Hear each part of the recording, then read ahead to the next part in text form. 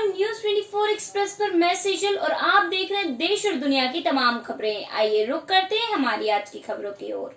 1 रुपए किलो चावल उपलब्ध कराने तथा 2 रुपए किलो गोबर क्रय करने के लिए छत्तीसगढ़ बना पहला राज्य। जिले के खरसिया क्षेत्र के ग्राम तेंदुमुंडी स्थित गोठान में गोधन न्याय योजना का शुभारंभ किया। उच्च शिक्षा मंत्री ने ग्राम तेंदुमुंडी के गोठान पहुंचकर हरेली पर्व पर खेती किसानी में उपयोग आने वाली पारंपरिक कृषि यंत्रों की पूजा अर्चना की और पशुओं को चारा खिलाया तथा गोठान में प्रारंभ किए गए गोबर क्रय केंद्र का निरीक्षण किया। उन्होंने गोबर लेकर आए पशुपालकों से बातचीत भी की। इस अवसर पर आयोजित कार्यक्रम में उच्च शिक्षा मंत्री पटेल ने उपस्थित सभी ग्रामवासियों और जनप्रतिनिधियों को हरेली पर्व की बधाई देते हुए कहा कि प्रदेश के मुख्यमंत्री भूपेश बघेल ने गत वर्ष गाँव के विकास के लिए नरवा, गरुआ, घुरवा एवं बाड़ी की शुरुआत की थी। इसके आगे की प्रक्रिया इस वर्ष हरेली के दिन से राज्य के किसानों और पशुपालकों के हित में गोधन न्याय योजना की शुरुआत हो रही है। उन्होंने यह भी कहा कि बहुत हर्ष का विषय है कि आज के दिन पूरे प्रदेश सहित रायगढ़ जिले के 114 गोठान में ये इस योजना की शुरुआत हुई है। अब पशुओं के सड़कों पर घूमने बैठने से सड़क दुर्घटनाएं कम होगी। यही नहीं, इससे पशुधन के साथ मानव जीवन की हानि भी नहीं होगी। इसके अलावा इस प्रकार की दुर्घटनाओं से कमी आएगी। इस किसानों और पशुपालकों में आय की वृद्धि होगी, पशुओं के प्रति लोगों में प्रेम बढ़ेगा और किसानों को वर्मी कंपोस्ट खाद प्राप्त होगा, जिससे जैविक खाद में प्रति लोगों में रुझान बढ़ेगा। पूरे देश में 1 रुपए किलो चावल देने के बाद 2 रुपए किलो गोबर खरीदने वाला छत्तीसगढ़ पहला राज्य होगा। गोधन न्याय योजना कार्यक्रम के अंतिम चरण में कैबिनेट मंत्री उमेश पटेल ने यहां उपस्थित लोगों के साथ परिसर के अंदर पौधारोपण भी किया। और बहुत अच्छा ये योजना है। सरकार की मंशा है कि इससे आम व्यक्ति जो गांव का जो गरीब व्यक्ति है उसकी आय का स्रोत बढ़े। साथ ही साथ हमारे जो गौ माताएं हैं या बैल हैं जिनका हम उपयोग करते थे पहले, उनका भी रहने के लिए लोग उसको अच्छे से रखें। ये इस योजना के तहत, ये इस सोच के तहत ये योजना को चालू की गई है और मुझे पूरी उम्मीद है कि आने वाले समय में जो सरकार की मंशा है, अगर उस हिसाब से ये योजना चालू हो जाती है तो इससे बड़ा प्रभाव पूरे ग्रामीण जनों में पड़ेगा, उनकी आमदनी का एक स्रोत बढ़ेगा, ऐसा मुझे प्रोग्राम। किसानों को मोटिवेट करने के लिए किस तरह से प्रयास किए जाएंगे ताकि ज़्यादा से ज़्यादा? देखिए, इससे किसानों को भी एक तरह से फ़ायदा हुआ, क्योंकि अभी गाय बाहर में घूम रहे हैं और कई बार फसल जब लगाते हैं किसान तो गायों को कंट्रोल में रखना उनके लिए बहुत मुश्किल हो जाता है। तो मुझे लगता है कहीं न कहीं इससे किसानों को भी फायदा है। बारिश के चलते बिजली के खंभे से खेत में फैले करंट से हुई एक किसान की मौत। ग्राम पंचायत टिकटोली में गांव अजीतपुरा में एक किसान गब्बर सिंह कुशवाहा अपने खेत में से गायों को निकालने के लिए गया था, जिससे और बारिश भी बहुत तेज हो रही थी। गब्बर सिंह के खेत में बिजली का खंभा लगा हुआ था। अचानक खंभा से टच हो गए और खंभे में आ रहा था करंट, तो करंट में खंभे से चपेट में ले लिया। गांव वालों ने 1 घंटे बाद सूचना मिली तो वहां पर पहुंचकर उन्होंने गांव लेकर आए। उसी टाइम पर कांग्रेस पार्टी के नेता अजब सिंह कुशवाहा सुमावली क्षेत्र में जनसंपर्क करने के लिए पहुंचे तो किसी व्यक्ति ने उनको सूचना दी तो उन्होंने जाकर अपनी पर्सनल गाड़ी लेकर गए। जिला चिकित्सालय में डॉक्टर ने गब्बर सिंह कुशवाहा को मृत घोषित कर दिया गया। मोरेना से भूरा भाई की रिपोर्ट।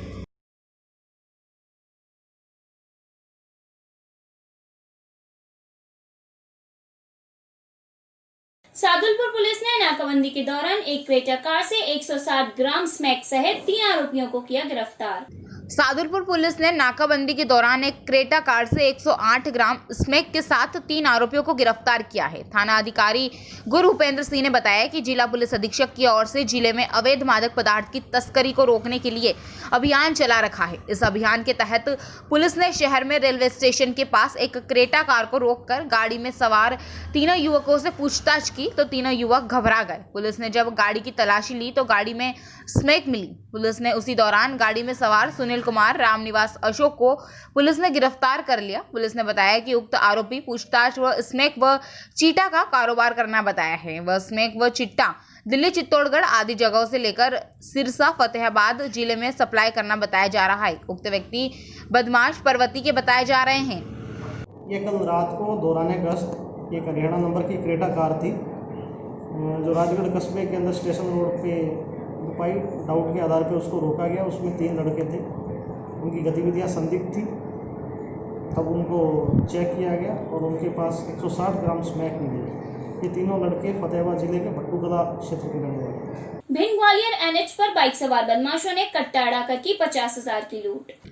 भिंड ग्वालियर एनएच पर बाइक सवार बदमाशों ने कट्टा लाकर 50,000 की लूट पर ग्वालियर भिंड नेशनल हाईवे बाणू पर बाइक सवार बदमाशों ने बाइक सवार युवक को लात मार के नीचे गिराया। युवक बाइक से गिरा तो बदमाशों ने कट्टा अड़ाकर जेब में रखे 50,000 लूट कर ले गए। वारदात सोमवार 1:15 की हाईवे पर नारायणपुरा नर्सरी के पास की है। युवक महगांव भारतीय स्टेट बैंक से रुपये लेकर आया था। पुलिस ने युवक की शिकायत पर अज्ञात बदमाशों पर लूट का मामला दर्ज कर लिया है। आपको बता दें कि महगांव के बरहद गांव निवासी 20 वर्षीय राकेश पुत्र रामेश्वर कुशवाहा सोमवार को भारतीय स्टेट बैंक से अपने अकाउंट से रकम निकालने आए थे। उन्होंने बैंक से 50,000 निकाले और अपने गांव के लिए चल दिए। रास्ते में बदमाशों ने लात मारकर बाइक से नीचे गिरा दिया और कट्टा अड़ाकर राकेश जेब से रुपए निकालकर लूट को अंजाम दिया और भाग गए। राकेश ने अपने पिता रामेश्वर कुशवाहा को लूट के बारे में बताया और महगांव थाने में रिपोर्ट की। पुलिस ने अज्ञात बदमाशों के खिलाफ मामला दर्ज कर लिया है। महगांव से हरिओम कटारे की रिपोर्ट। बता क्या मामला है? मैंने महंगाव बैंक से SBI से पैसे निकाले 50,000 रुपये। आज मैं गया यहाँ से तो वहाँ पे नर्सरी के पास में जाके ग्वालियर रोड पे तो पीछे से 2 बंदों ने मेरी गाड़ी में लाद दी और कट्टा लगा के पैसा छीन ले गए। बेसिकली 1:02 की बात है। एक राकेश कुशवाहा करके लड़का है, सर भरत का निवासी है वो। उसके द्वारा 50,000 रुपये बैंक से निकाले गए। 50,000 रुपये बैंक से निकालने का भिंड किराए से होते हुए गोरनी किराए से होते हुए वो सीधे अपने घर की ओर जा रहा था भरत में। रास्ते में उसकी गाड़ी को एक रेड कलर की पल्सर ने उसकी गाड़ी रोकी और रोक के कट्टे के बल पे उससे 50,000 रुपये की लूट की। ग्राम पंचायत जतावर के ग्रामवासियों ने जल भराव की समस्या को लेकर सरपंच सहित SDM से किया आवेदन। प्रशासन का इस ओर कोई ध्यान नहीं। ग्राम पंचायत जतावर में बड़ी नहर की पुलिया के पास से सिद्धावर बघेल के पूरा तक इस रोड पर जल भराव की समस्या को लेकर ग्रामवासियों ने सरपंच से भी बोला है कई बार और SDM साहब को भी आवेदन भी दे चुके हैं। ग्राम जतावर में पुलिया के पास से सिद्धावर सिंह बघेल के पूरा तक करीबन 15 साल से न तो रोड बनी न तो रोड पर कोई काम होगा। ग्रामवासियों का कहना है कि 5 साल पहले हमने बरार करके पैसा इकट्ठा करके इस रोड पर मिट्टी डिलाई थी और ग्रामवासियों का कहना है कि विकलांग लोग और पढ़ने वाले बच्चों और बीमार महिला इनको अधिक परेशानियों का सामना करना पड़ता है क्योंकि रोड पर अधिक कीच भरी हुई है जिससे निकलने में अधिक परेशानी आती है। और ग्रामवासियों का कहना है कि जब कोई गमी हो जाती है तो इसी कीचड़ में होकर शमशान घाट पहुंचते हैं। ग्रामवासियों ने यह बोला है कि जब तक हमारी रोड पर कोई कार्य नहीं होगा तो आने वाले चुनाव में हम किसी को भी वोट नहीं डालेंगे। जिसको हमारा वोट लेना है वो हमारी रोड पर काम करवाए। अगर हमारी रोड पर किसी ने काम नहीं कराया तो हम किसी को वोट नहीं डालेंगे क्योंकि जब वोट मांगने का मौका होता है तब तो भूल जाते हैं कि आपकी रोड बन जाएगी, जीतने के बाद रोड पर कोई ध्यान नहीं देता। इसलिए पहले विकास फिर वोट। मुरैना से बुरा भाई की रिपोर्ट। भैया जी ये कौन सी पंचायत है? जी जतावर। इसमें क्या समस्या आ रही है आपको? इसमें रोड की बहुत बड़ी समस्या है। क्या है रोड पे? कि कीचड़ में मोटरसाइकिल गिर जाते हैं, फंस जाते हैं। अच्छा हाँ। कितने दिन हो गए रोड पे बने हुए? तो बहुत दिन है, 30 वर्ष हो गए कम से कम। अभी तक काम नहीं हुआ है ना। सरपंच आपके गांव में नहीं आता है देखने के लिए? आते हैं, सब ऐसे ही होता है। कभी सरपंच से बोला है आपने रोड के बारे में? बोला है कई बार। चुनाव आ रहे हैं आगे, क्या होगा इस चुनाव में? किसको वोट देंगे? जो कहते हैं हो जाएगा। अच्छा इसमें ये कीचड़ होती है, बहुत सारी परेशानी आती है। हमारा दूध का काम है, हम तो रोजाना सरपंचों से विधायकों से गाली देते हैं कि साले मर गए, साले कोई रोड नहीं करवाता है जी। एक बार पानी और कितना बराबर है? क्या जी हमने कई बार कंप्लेंट लगाई, कोई सुनवाई नहीं करता है। वहाँ से कंप्लेंट आती है, वहाँ से वो कर देते हैं, यानी आगे के लिए कंप्लेंट बढ़ा देते हैं, पर सुनवाई नहीं करता है। और CM और सरपंच आते हैं हमारे यहाँ, कहते हैं कंप्लेंट बंद करवाओ, हम आप भी वो करवाएंगे, रोड को सही करवाएंगे। गाजियाबाद बेखौफ बदमाशों ने पत्रकार विक्रम जोशी के सर पर मारी गोली। पत्रकार की हालत है गंभीर। दिल्ली से सटे गाजियाबाद में बदमाश इतने बेखौफ हो गए हैं कि वह पत्रकारों पर भी गोली चलाने लगे हैं। दरअसल गाजियाबाद में पत्रकार ने अपनी भांजी के छेड़ने की तहरीर पुलिस को दी थी। पुलिस ने ना उसमें कार्रवाई की और ना ही किसी की गिरफ्तारी करी। तहरीर देने से नाराज बदमाशों ने पत्रकार को गोली मार दी। पत्रकार जिंदगी और मौत से अस्पताल में लड़ रहा है। यह तस्वीर गाजियाबाद के पत्रकार विक्रम जोशी की है। विक्रम जोशी का कसूर बस इतना था कि जिसकी भांजी को लगातार छेड़ा जा रहा था और जिसको लेकर लगातार लगातार छेड़ रहे थे उसकी तहरीर थाने में दी गई। तहरीर देने से नाराज बदमाशों ने आज रात विक्रम को गोली मार दी। विक्रम के सिर में गोली लगी है। वह गंभीर हालत में यशोदा अस्पताल में जिंदगी और मौत से लड़ रहा है। हालांकि पुलिस का कहना है कि जो भी होगा आरोपी उस पर कार्रवाई की जाएगी, लेकिन सवाल ये उठता है कि अगर पुलिस कार्रवाई करती है तो शायद विक्रम आज अस्पताल में भर्ती ना होता।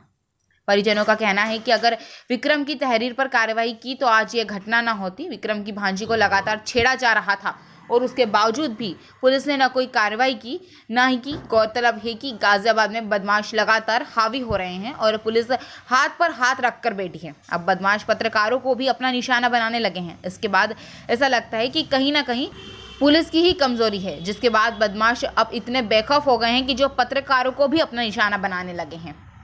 संवाददाता सुनील शर्मा के साथ।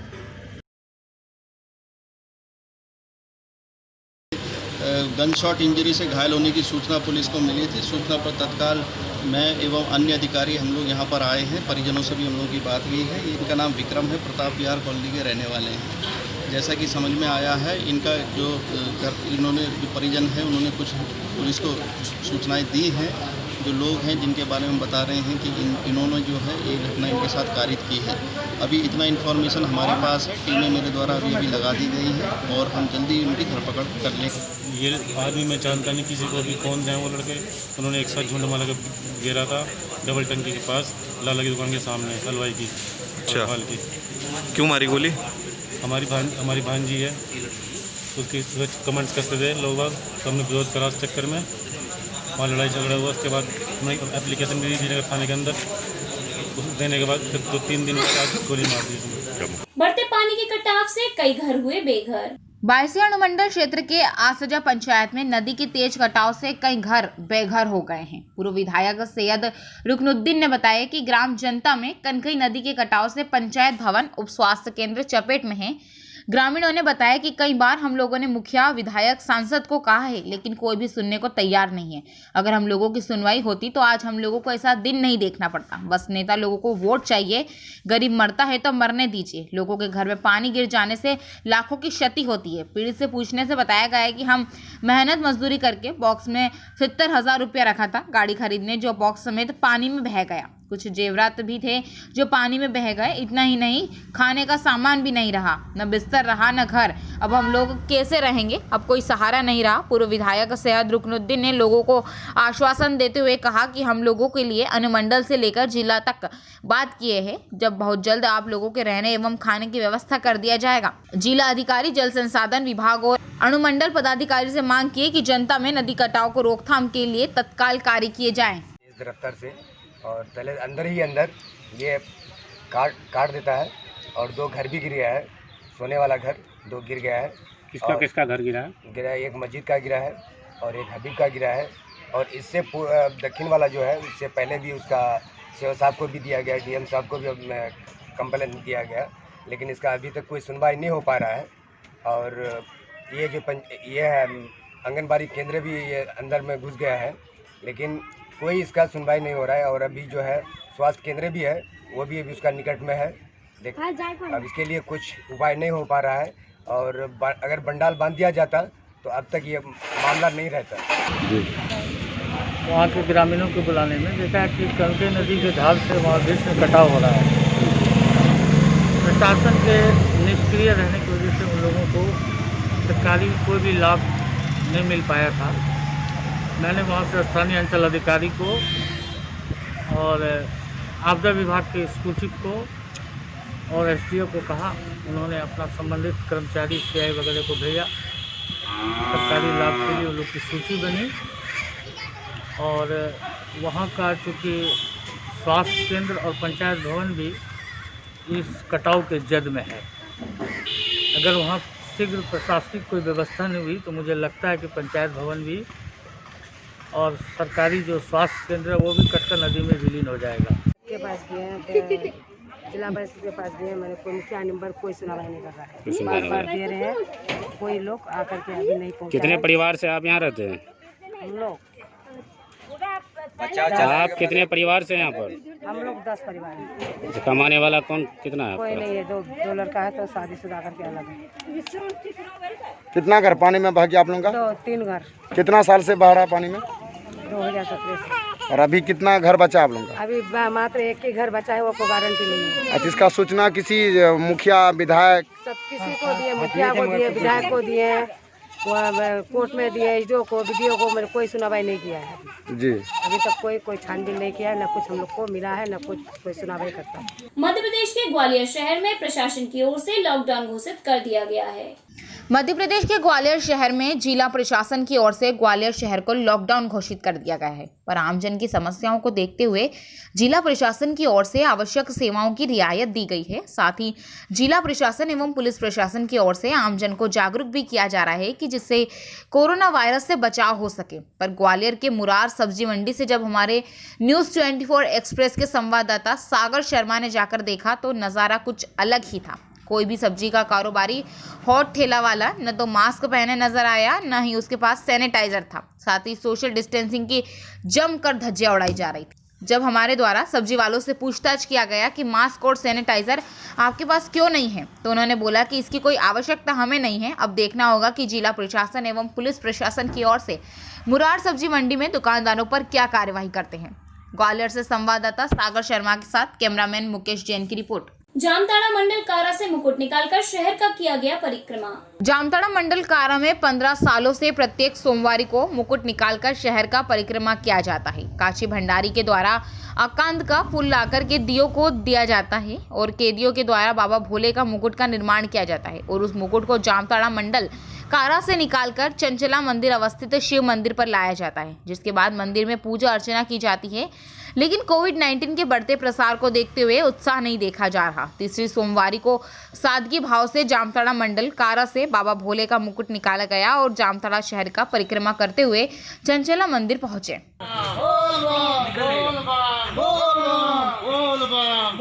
प्रथा है कब से? लगभग 15 साल से ये प्रथा देवघर जेल की तरह यहाँ भी हमारे दो काशी भंडारी ये लोग फूल लाते हैं और यहाँ का बंदियों के द्वारा बनाया जाता है ये। और यहाँ से चंचला मंदिर हर साल ये सावन में सोमवारी को जाता है मुकुट बाबा को। निवास के पिपरिया से मिले 4 कोरोना पॉजिटिव मरीज। जिले में अब 11 एक्टिव सहित कुल 18 मामले। निवास ब्लॉक के अंतर्गत ग्राम पिपरिया में कोरोना के 4 पॉजिटिव मरीज मिले हैं, जिनमें से 3 एक ही परिवार के सदस्य हैं, जबकि एक अन्य युवक रायपुर से कार द्वारा पिपरिया पहुंचा था। इस संबंध में प्राप्त जानकारी के अनुसार 17 जुलाई को कार द्वारा रायपुर से पिपरिया पहुंचने वाले 22 वर्षीय युवक की कोरोना जांच रिपोर्ट पॉजिटिव प्राप्त हुई थी। साथ ही एक ही परिवार के 11 वर्षीय छात्र तथा 19 वर्षीय और 21 वर्षीय युवतियां भी कोरोना पॉजिटिव निकले हैं। जिले में अब कोरोना के 11 एक्टिव केस सहित कुल 18 मामले हो गए हैं। आज की खबरों में बस इतना ही। देश और दुनिया की तमाम खबरों को देखने के लिए बने रहिए न्यूज़ 24 एक्सप्रेस के साथ।